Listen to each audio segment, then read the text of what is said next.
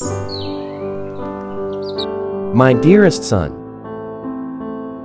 one of these days, when you have completed your studies, I am sure you will have the opportunity to visit many countries. And in your travels you will witness a bullfight. In Spanish bullfighting, as you know, a man, the matador, is pitted against an angry bull. The man goads the bull to extreme anger and madness. Then a moment comes when the bull, maddened, bleeding and covered with darts, feeling his last moment has come, stops rushing about and grimly turns his face on the man with the scarlet muleta and sword.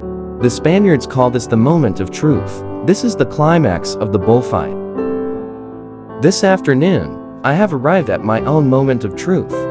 After a lengthy conference with my lawyers, Senators Jovito R. Salonga and Lorenzo M. Tanado, I made a very crucial and vital decision that will surely affect all our lives, mommies, your sisters, yours and all our loved ones as well as mine.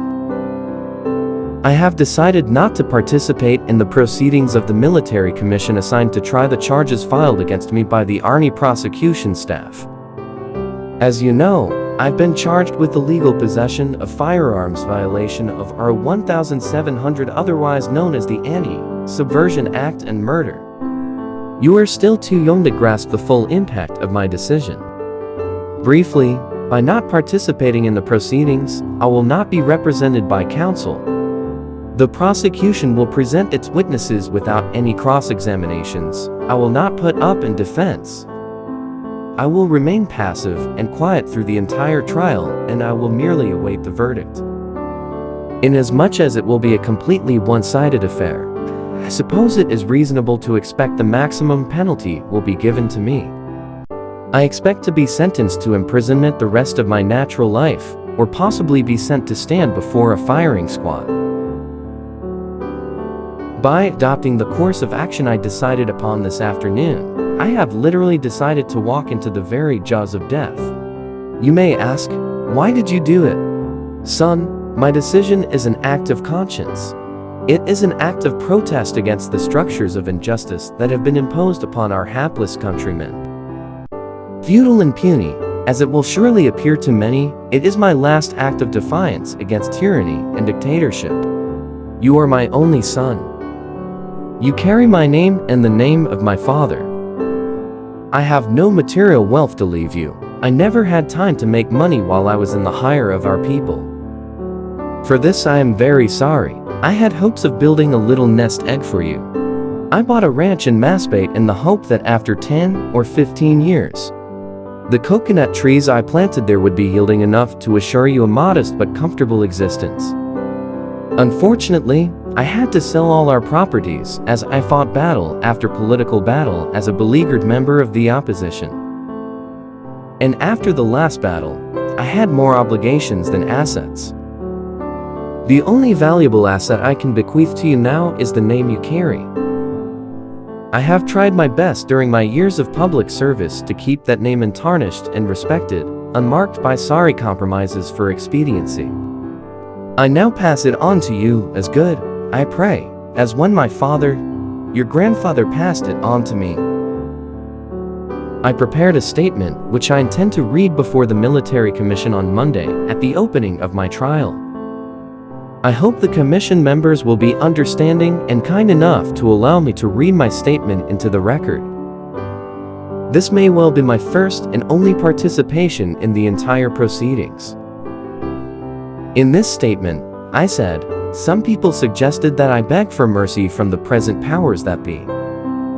Son, this I cannot do in conscience. I would rather die on my feet with honor than live on bended knees in shame. Your great-grandfather Gen. Serviliano Aquino was twice condemned to death by both the Spaniards and the American colonizers. Fortunately, he survived both by a twist of fate. Your grandfather, my father, was also imprisoned by the Americans because he loved his people more than the Americans who colonized us. He was finally vindicated. Our ancestors have shared the pains, the sorrows and the anguish of Mother Filipinas when she was in bondage. It is a rare privilege for me to join the motherland in the dark dungeon where she was led back by one of her own sons, whom she lavished with love and glory. I ended my statement thus: I have chosen to follow my conscience and accept the tyrant's revenge.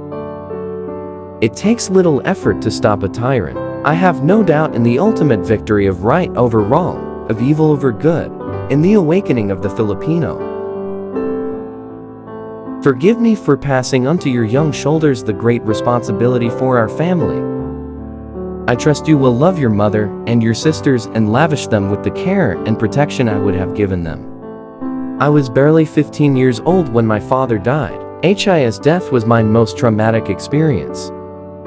I loved and hero worshipped him so much, I wanted to join him in his grave when he passed away. But as in all sorrows, eventually they are washed away by the rains of time. In the coming years, I hope you will study very hard so that you will have a solid foundation on which to build your future. I may no longer be around to give you my fatherly advice. I have asked many of your uncles to help you along should the need arise.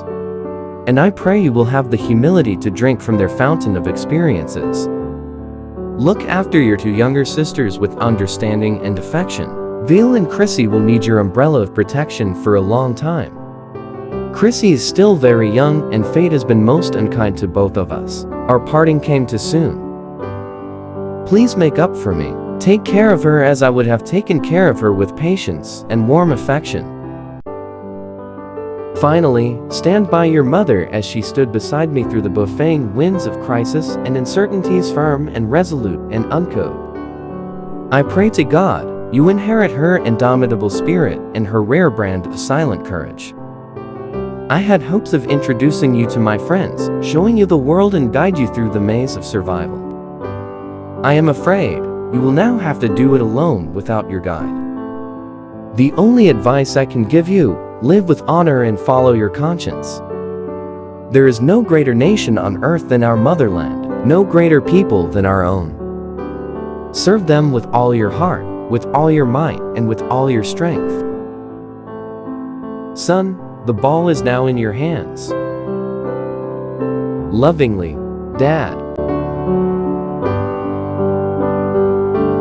When I am brought to suffer, when I am hardly hit, my body shall then be weakened, but still, I'll never quit.